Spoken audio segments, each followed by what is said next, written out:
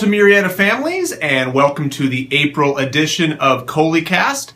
I am recording this on our very first day of spring break, so if you are watching this during your spring break, I hope you and your families are having a wonderful, relaxing, and fun time.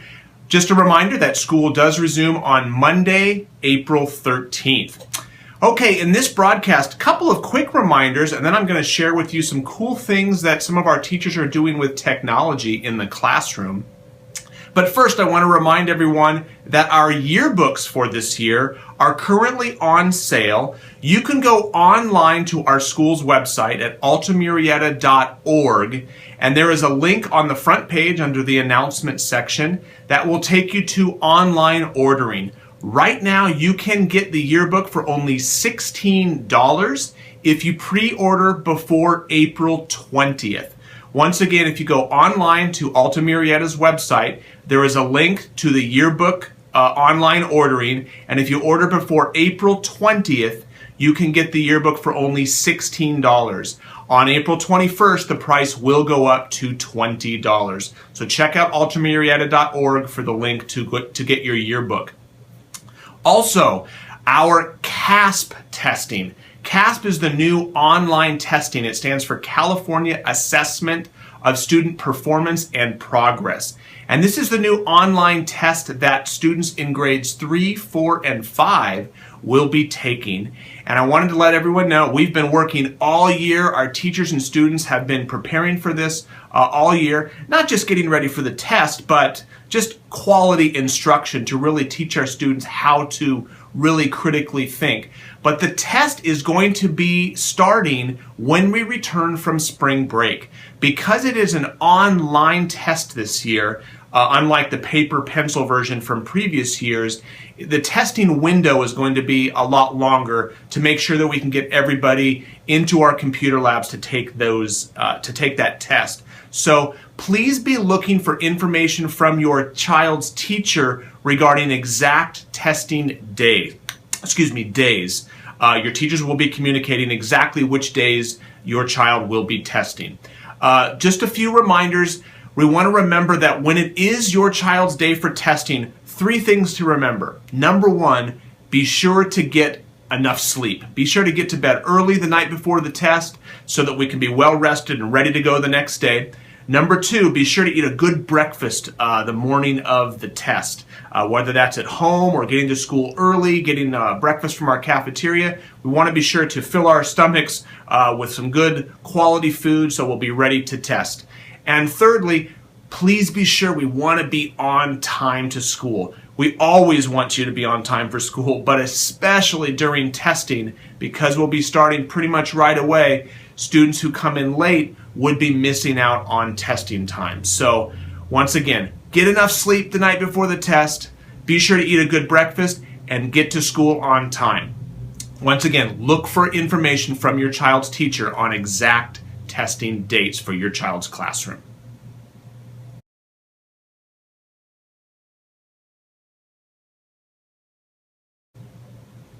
Next, I want to highlight some of the cool things that a couple of our teachers are doing in the classroom with technology. I want to first talk about what Mrs. Allen is doing in her 2nd grade classroom, and then what Mrs. Badgett is doing with her 5th grade students with technology. I took a couple minutes and I talked with Mrs. Allen, so I'm going to let her tell you exactly what she's doing with the iPad that she has in her classroom.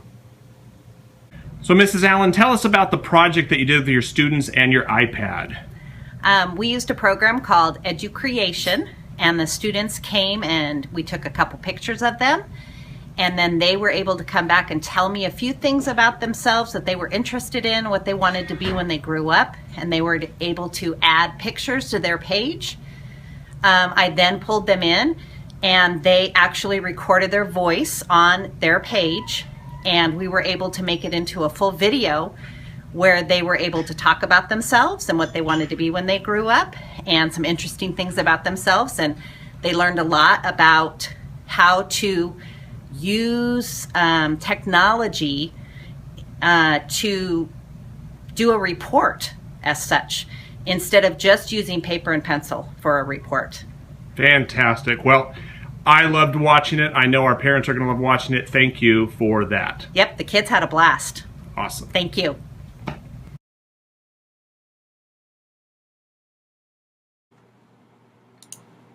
My name is Ella. I'm 7 years old. I like to surf and play volleyball. When I grow up, I want to be a pro surfer. I can do a lake hold on my surfboard.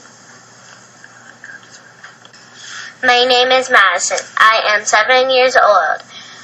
I like to play softball, and when I grow up, I want to be a vet. I can hit the ball hard off of the pitcher.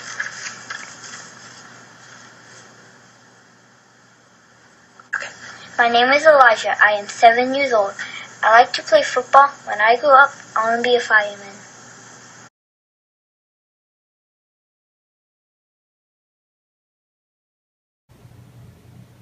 Next, I want to show you some of the cool things that Mrs. Badgett is doing with technology in her 5th grade classroom. Mrs. Badgett recently wrote a grant and was able to receive some Chromebooks and iPads for her students. And recently, her students have been reading the book Where the Red Fern Grows. And what she had her students do was students broke into small groups and using an iPad and the app Doceri created some short videos based on research that they had done using the iPad on red coonhounds, which are the dogs involved in the book Where the Red Fern Grows. So what the students did was they researched it and then they made short videos using the app Doceri. Here are a couple short samples of what they created. The Red Coonhounds. The red coonhounds are famous for hunting raccoons and other animals. The first red coonhounds were commonly called saddlebacks. The man who did the most to develop the breeds was named George E. L. Birdsong. A red coonhound can swim through water at a fast pace. The end.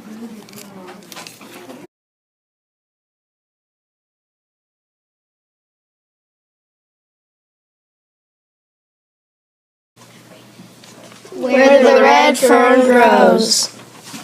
By Kailani, Ariana, Maya, Angela, Nicholas. Billy is a boy who is determined to get 2 coonhounds. He is 11 and is trying to raise money of $40 to get the coonhound. Billy has to walk 20 miles to Tukwila to get 2 red coonhounds. Before Billy got the dogs, he went on a slide for the first time at a school in town. Then he went home and named the boy dog Old Dan and the girl dog Little Ann.